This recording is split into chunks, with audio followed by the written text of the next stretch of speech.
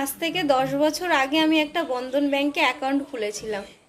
তো সেখানের অ্যাড্রেস ছিল আমার বাবার বাড়ি উত্তর 24 পরগনা, আর আমার বিয়ে হয়েছে দক্ষিণ 24 পরগনা, কলকাতা। তো আমি 5 বছর আগে আমি আধার কার্ড চেঞ্জ করে এখানে নিয়ে এসেছি দক্ষিণ 24 পরগনায়। তো আমি বন্ধন ব্যাংকে আজকে 5 বছর ধরে বলছি যে স্যার আমার অ্যাকাউন্টটা এই অ্যাড্রেসে করে দিন, আর ওই অ্যাড্রেসে রাখবো না। তো স্যার আমাকে বলে যে এখন স্যার নেই, লিঙ্ক নেই, পরে আসবেন।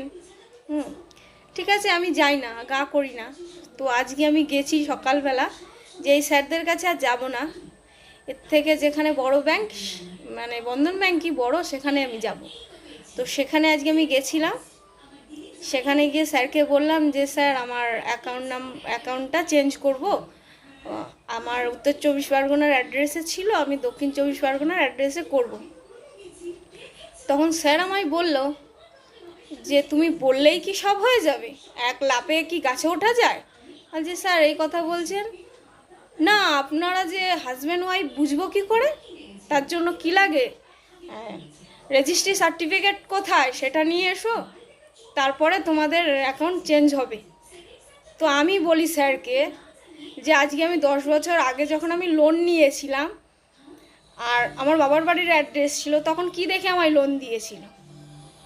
তারপরে এই যে 10 বছর আমি লোন নিই, কম বেশি করে আমি নিই, তো সেখানে সব ডকুমেন্টসে তো আমার স্বামীর নাম, আর আমার স্বামীর সই না হলে তো বন্ধন ব্যাংকে লোন দেয় না। তাহলে তখন স্যাররা ওই ডকুমেন্টসগুলো সই দিচ্ছিল কি করে, সেইটা আমায় বোঝাতে হবে না? তাহলে তখন সই দিয়েছেন, এখনও আমি লোন, মানে এখনও আমার লোন চলছে, তাহলে কি দেখে লোনটা দেওয়া হয়েছে?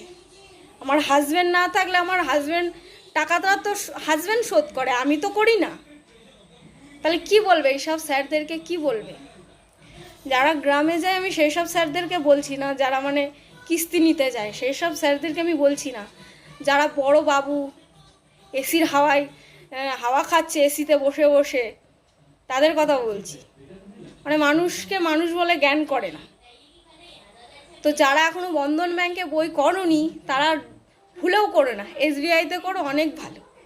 আমি নতুন অ্যাকাউন্ট খুলে আসলাম, ওখানে আমায় বলেনি যে তোমার হাজব্যান্ডের সঙ্গে তোমার রেজিস্ট্রি সার্টিফিকেট নিয়ে এসো।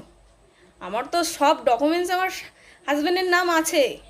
আমার ছেলে, 2 ছেলে, আমার বড় ছেলের বয়স 14 বছর, আবার কিসের প্রমাণ চাই?